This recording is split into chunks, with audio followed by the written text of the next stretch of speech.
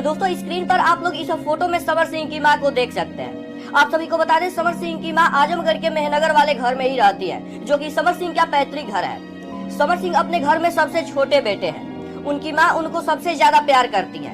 समर सिंह के 3 भाई हैं। बड़े भाई गांव पर ही रहकर खेती किया करते हैं और छोटे भाई दिल्ली में कारोबार करते हैं। अपनी मां से मिलने के लिए कभी कभी घर पर वो आते हैं। और सबसे छोटे भाई समर सिंह भोजपुरी के फेमस गायक हैं। समर सिंह के घर में कोई भोजपुरी लाइन से जुड़ा नहीं था। उनको बचपन से ही गानों और फिल्म में रुचि थी, जिसके चलते मात्र 5 से 6 साल की उम्र में ही गाना गाने लगे थे। उनकी मां कहती है कि मेरा बेटा अपनी खुद के मेहनत के बदौलत यहाँ तक पहुँचा था। मैंने उसे अपने पेट में 9 महीने तक रखा है। हमसे ज्यादा हमारे बेटे को कौन जानेगा। मैं विश्वास के साथ कह सकती हूँ कि मेरा बेटा ऐसा कुछ भी नहीं किया है। जरूर ही उस लड़की के अपने करीबी ने मिलकर उसके साथ ऐसा किए होंगे और मेरे बेटे को फंसाया जा रहा है। मेरा बेटा केवल उसके साथ भोजपुरी गानों में काम करता था, उसके बाद उससे मतलब नहीं रखता था। वही लड़की इसके साथ शादी करना चाहती थी।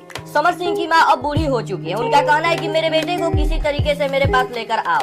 समर सिंह अपनी मां से सबसे ज्यादा प्यार करते थे। वो घर जब भी आते थे अपनी मां के लिए कुछ न कुछ खाने पीने का सामान साथ लेकर आते थे। आप सभी को बता दें समर सिंह के पिता इस दुनिया में नहीं है।